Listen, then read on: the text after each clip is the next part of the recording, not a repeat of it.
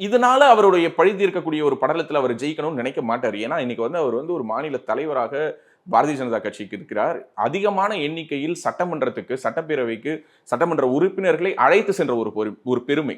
பாஜகவினுடைய தமிழ்நாடு வரலாற்றிலேயே அதிகமான எம்எல்ஏஸ் ஏன் தலைமையில தான் போனாங்கன்னு இருக்கணும் அப்படிங்கிறத ஒரு ஒரு சங்கல்பம் மாதிரி எடுத்துட்டு வேலை பார்த்துட்டு இருக்கக்கூடிய ஒரு மனிதர் திரு ஓபிஎஸ் அவர்களுக்கு என்ன மாதிரியான ஒரு சப்போர்ட் இருக்கு, அவருடைய ஓட் பேங்க் என்ன, அவருடைய கான்ட்ரிபியூஷன் என்னன்னு தெரிஞ்சிருக்கும் பொழுது தென் மாவட்டங்கள்ல அதிகமாக பாரதிய ஜனதா கட்சி வளர்ந்திருக்கிறது, அங்குதான் அதிகமாக போட்டியிட வேண்டும் என்ற எண்ணத்திலும் அவர்கள் இருக்கும் பொழுது இப்படிப்பட்ட ஒரு முடிவை அவர் எடுக்கவே மாட்டார். ஏன்னா அவருக்கு தெரியும் தன்னுடைய உயரம் என்னன்னு, அதே போல அவருக்கு இன்னொன்றும் நன்றாகவே தெரியும் திரு ஓபிஎஸ் அவர்களுடைய உயரம் என்னன்னு. ஸோ அதனால அவர் ஒரு சீசன்டு பொலிட்டிஷியன். நான் மறுபடியும் சொல்றேன், திரு நயினார் நாகேந்திரன் அவர்களை பொறுத்தமட்டில் நான் தெளிவா சொல்றேன், அவர் ஒரு கால்குலேட்டட் சீசன்டு பொலிட்டிஷியன். இப்போ உங்களால இந்த தொகுதியில ஒரு 100 ஓட்டு வரணும்னா உங்களையும் எப்படி அரவணைத்துக் கொள்ளணும் தான் நினைப்பாரே தவிர தனக்கு இருக்கக்கூடிய தனிப்பட்ட ஈகோ, அன்னைக்கு அவர் என்ன பார்த்துட்டு முறைச்சிட்டு போயிட்டாரு, இவர் எனக்கு என்ன கிள்ளிட்டாரு, அவர் இன்னைக்கு என்ன கடிச்சிட்டாரு, இப்படி எல்லாம் யோசிக்கிறதுக்கு அவர் ஒன்றும் ஸ்கூல் படிக்கிற பையன் கிடையாது. ஒரு கட்சியினுடைய மாநில தலைவர் கிட்டத்தட்ட 30-40 ஆண்டுகளுக்கு மேலான பொது வாழ்க்கையில் இருக்கிறார்.